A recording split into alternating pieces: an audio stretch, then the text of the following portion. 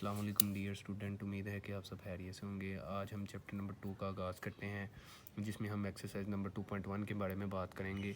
यहाँ पे question number 1 है, identify which of the following matrix is rational और इरेशनल नंबर। कि हमने ये बताना है इस क्वेश्चन के अंदर कि कौन सी इसके अंदर जो वैल्यूज़ दी हुई हैं उनमें से कौन सी रैशनल है और कौन सी इरेशनल है। सबसे पहले मैं आपको बता देता हूँ ये कि जी इरेशनल क्या होता है और रैशनल क्या होता है, इन दोनों के बारे में मैं फ़र्क बयान कर देता हूँ। अच्छा जी, बात करते हैं जी रैशनल नंबर की कि रैशनल नंबर क्या होते हैं। कहता है the decimal number representations of rational number are two types of terminating and recurring. कि यानी वो वैल्यू, वो डेसिमल वैल्यू जो टर्मिनेटिंग भी हो या फिर या टर्मिनेटिंग हो या रिक्यूरिंग हो, दोनों भी हो सकती हैं। यानी इनके अंदर दोनों वैल्यूज़ भी हो सकती हैं। फॉर एग्जांपल कि जैसे कि क्वेश्चन नंबर 1 के अंदर है, यानी टर्मिनेटिंग, अगर 1 को 6 के ऊपर डिवाइड करेंगे तो ये डिवाइड हो जाएगा और ये वैल्यूज़ पॉइंट में आ जाएंगी, तो ये होगा जी रैशनल। यानी एक वैल्यू ये होगी और दूसरी एग्जांपल है इसकी, जो पहले से ही पॉइंट के अंदर हो उसको बोलते हैं जी रैशनल नंबर। अब मैं बात करता हूँ जी इरेशनल नंबर की। अब मैं बात करता हूँ जी इरेशनल नंबर की। इरेशनल नंबर क्या होते हैं? The decimal representation for irrational number are neither terminating nor repeating. कि वो वैल्यू जो टर्मिनेटिंग भी ना हो और रिपीट भी ना करें, मतलब वो वैल्यूज़ जो स्क्वायर रूट के अंदर हो। फॉर एग्जांपल कि मैं कह लेता हूँ कि पाई जो टर्मिनेटिंग भी नहीं है, यानी फ़िक्स है, ये चेंज भी नहीं हो रही। और यहाँ में फिर मैं कह लेता हूँ स्क्वायर रूट 5, ये स्क्वायर रूट 5 ही रहना है। अगर आप इसका स्क्वायर रूट लोगे तो एक फ़िक्स वैल्यू आ जाएगी, नो जो ना कम होगी ना ही ज़्यादा होगी। अब बात करते हैं जी टर्मिनेटिंग की। टर्मिनेटिंग होते क्या हैं? The decimal fraction in which the finite numbers or digit in with the decimal part is called terminating. कि जिसके अंदर फाइनाइट नंबर आ जाए, यानी कि फ़िक्स वैल्यू, जो वैल्यू कम या ज़्यादा ना हो। जैसे कि 2 को 5 के ऊपर डिवाइड करेंगे तो 0.4, 3 को 8 के ऊपर डिवाइड करेंगे तो 0.375। इसी तरह से अब हम बात करते हैं जी क्वेश्चन नंबर 2 की। क्वेश्चन नंबर 2 के अंदर क्या कहता है? कहता है convert of the following fraction into the decimal fraction. के अब हमने इनको डेसिमल फ्रैक्शन के अंदर कन्वर्ट करना है। तो क्वेश्चन नंबर 1 है जी 17 डिवाइडेड बाय 25। तो आपने सिंपली कैलकुलेटर के ऊपर 17 को 25 के ऊपर डिवाइड कर देंगे और हमारे पास जो आंसर आएगा वो होगा जी 0.68। इसी तरह से क्वेश्चन नंबर 2 है कि हमने 205 को 18 के ऊपर डिवाइड करते हैं। तो 205 को डिवाइडेड बाय 18 किया तो ये हमारे पास आया 11.38। यानी ये क्वेश्चन फ्रैक्शन के अंदर था और हमने इसको डेसिमल फ्रैक्शन के अंदर कन्वर्ट करना था, यानी पॉइंट वाली वैल्यू के अंदर कन्वर्ट करना था। तो इसको बोलते हैं जी कि ये हमने फ्रैक्शन को डेसिमल फ्रैक्शन के अंदर कन्वर्ट कर दिया।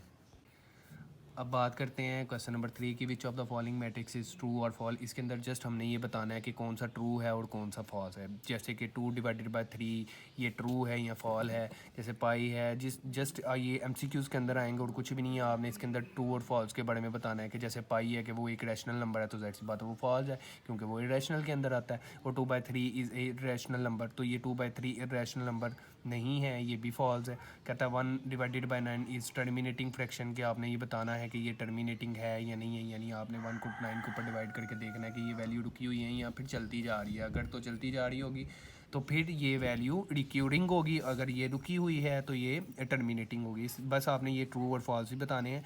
अब मैं बात करता हूँ जो टर्मिनेटिंग फ्रैक्शन की, ये मैंने पीछे भी आपको एक्सप्लेन किया है। The decimal fraction in which the finite number, जिसके अंदर फाइनाइट डिजिट्स आते हैं जो कम या ज़्यादा नहीं होती, उसको बोलते हैं जी टर्मिनेटिंग फ्रैक्शन। जबकि रिक्यूरिंग फ्रैक्शन वो फ्रैक्शन होती है जिसमें वैल्यूज़ रिपीट करती हैं। डेसिमल के बाद वाली वैल्यू जो सी है वो अपने आप को रिपीट करे, उसको बोलते हैं रिक्यूरिंग फ्रैक्शन। जैसे कि 2 को 9 के ऊपर डिवाइड किया तो ये चलती ही जाएगी, 0.22222 या आगे सो फॉरवर्ड चलती ही जाएगी, इसको बोलेंगे जी रिक्यूरिंग फ्रैक्शन। आगे क्वेश्चन नंबर 4 की बात करते हैं, रिप्रेजेंटेशन ऑन लाइन नंबर के। इनको हमने लाइन के ऊपर रिप्रेजेंट करना है। जैसे कि एक लाइन है तो इसकी एक साइड पे x पॉजिटिव होता है, इसकी एक साइड पे x नेगेटिव होता है। सेंटर पॉइंट में ये ज़ीरो होते हैं, मतलब ना इस साइड पे ये पॉजिटिव वैल्यू आ जाएंगी, एक साइड पे ये नेगेटिव वैल्यू आ जाएंगी। और हर एक के दरमियान में 10-10 का डिफरेंस होता है। मैं छोटा सा ग्राफ बना लेता हूँ, ज़्यादा बड़ा नहीं बनाता मैं। -1, -2 और -3, तो हर किसी के दरमियान में 10 स्मॉलेस्ट डिवीजन होती हैं।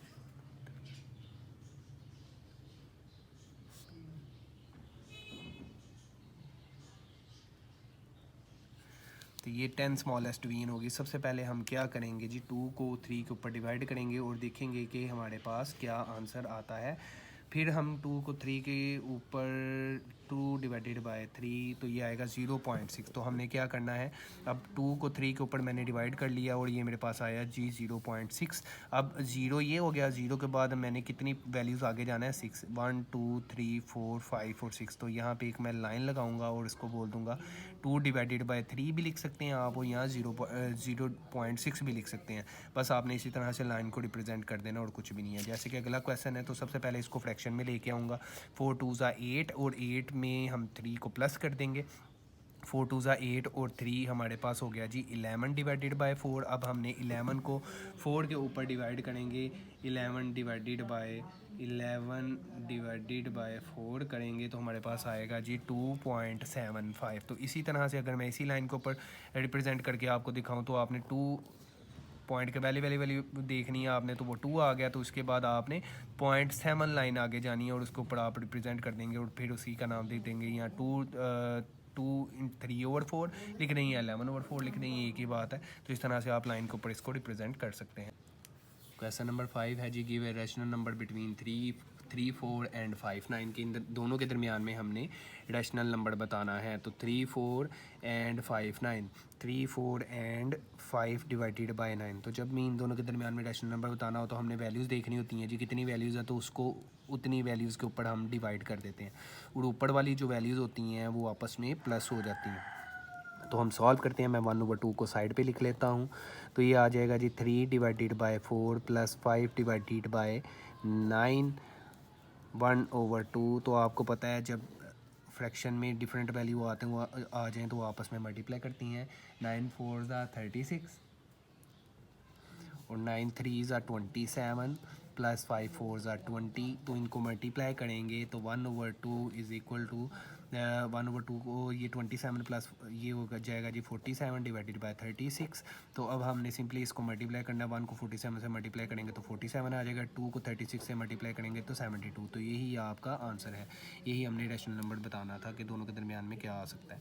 उसके बाद ये अगला क्वेश्चन है, express the following recurring decimal as the rational number p/q where the p q are the integers and q is equal to not 0। Let कर लेंगे सबसे पहले इसी वैल्यू को कि x इज़ इक्वल टू 0.5 का बार। अब बार इसलिए लगाया हुआ क्योंकि ये रिक्यूरिंग डेसिमल है, यानी ये अपने आप को अपनी वैल्यूज़ को दोबारा रिपीट करता जा रहा है, यानी इसके आगे 5 5 5 5 5 चलता ही जा रहा है, ये रुकेगा नहीं।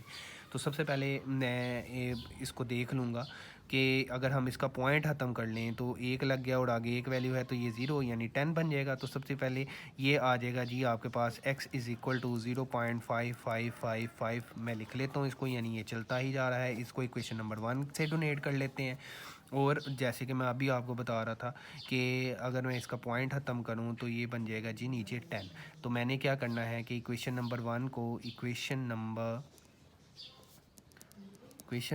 1 मल्टीप्लाई बाय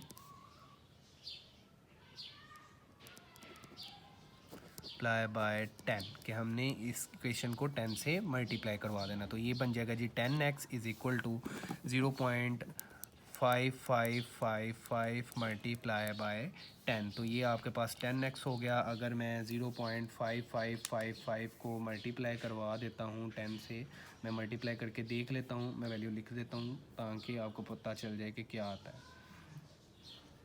0.5555 को मैं मल्टीप्लाई करवाऊँगा 10 से तो ये मेरे पास आ जाएगा जी 5.55। अब ये मेरे पास इक्वेशन नंबर 2 होगी। अब हमने क्या करना है कि इक्वेशन नंबर 2 में से इक्वेशन नंबर 1 को सब्ट्रैक्ट कर देना है। तो मैं यहाँ पे लिखूँगा सब्ट्रैक्टिंग इक्वेशन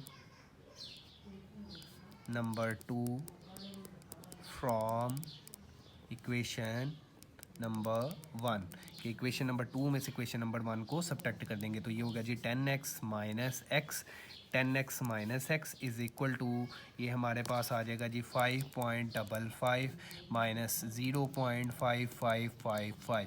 तो ये आ गया आपके पास 9x ना, 10 में से 1 निकालेंगे तो 9 आ जाएगा और 5.55 में से 5.55 55 माइनस 0.5555 माइनस करेंगे तो ये आपके पास तकरीबन 5 बनता है। अब मैं इसको 9 के ऊपर डिवाइड कर दूंगा तो ये कट जाएगा, तो x is equal to 5 divided by 9। यही हमने p/q फॉर्म में नंबर को रिप्रेजेंट करना था। इसी तरह से अगला क्वेश्चन है कि आपको पता है जहाँ अगर हम यहाँ पे पॉइंट को ख़त्म करें तो ये 100 बनता है।